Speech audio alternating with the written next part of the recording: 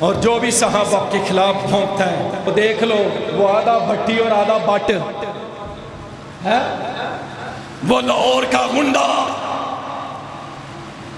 وہ لاہور کا پرلے درجے کا میراثی، اپنی بہنیں نچا کے پیسے کمانے والا، اپنی بیوی دکھا کے پیسے کمانے والا، اپنی بوڑھی ماں کو نچا کے پیسے کمانے والا، اور بدبخت باپ کو لوگوں کے سامنے ٹھمکے لگوا کے پیسے کمانے والا، جس نے پہلے 295 کی خلاف ورزی کی، ناموس رسالت کو چیلنج کیا، پھر اس کے بعد بکواس کرتا ہے، کہتا ہے یزید کی جد پہ لعنت کر رہا ہے۔ یزید کی جد کون ہے؟ امیر معاویہ۔ یزید کی جد کون ہے؟ ابو سفیان رضی اللہ عنہما۔ لعنت کرتا ہے۔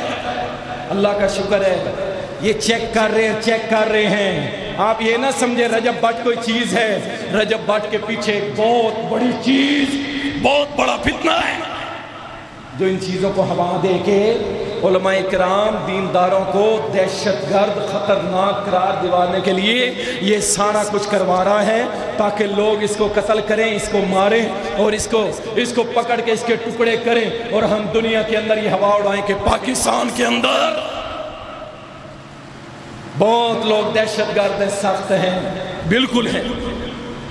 یاد رکھو، ہمیں وہ بات کرنے لگاؤ کہ شاید کچھ لوگوں کو ناگوار گزرے اور کچھ کمزور دل ڈر بھی جائے، لیکن سن لو، جو بھی ناموس رسالت پہ انگلی اٹھائے گا اس کے لیے ہم دہشت گرد ہیں۔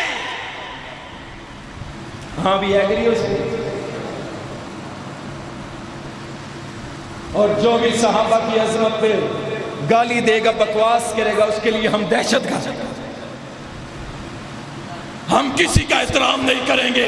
سن لے سارے اوپر سے لے کے نیچے تک، تمہارا سپریم کورٹ، اللہ کی قسم، صحابہ اور رسول کریم صلی اللہ علیہ وسلم کی ناموس کے متعلق اور اس کے مقابلے میں ہمارے جوتے کی نوک بھی کرتے رہو۔ تم نے جو کرنا تو انہیں دالا لگانے لگا، جو مرضی ہو، تم نے کیا سمجھا؟ ہم مر سکتے ہیں لیکن نبی کی ناموس پہ کبھی سوتے بازی نہیں کریں گے۔ وہ بھاگ گیا۔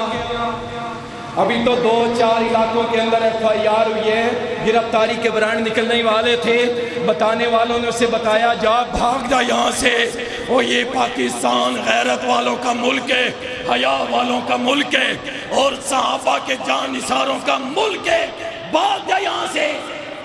وہ دم دبا کے بھاگا دبئی، اور پھر اس سے آگے نکلتا نکلے گا، لیکن پاکستان میں اس کا سر عام پھرنا بڑا مشکل ہو گیا ہے، اور پوری ذریت، پوری رافضیوں کی ذریت، ان کو پیغام پہنچ گیا ہے کہ صحابہ کے جان نثار زندہ ہیں، اور انشاءاللہ تعالی ہمیشہ صحابہ کے لیے اپنی جانوں کو نثار کرتے رہیں گے۔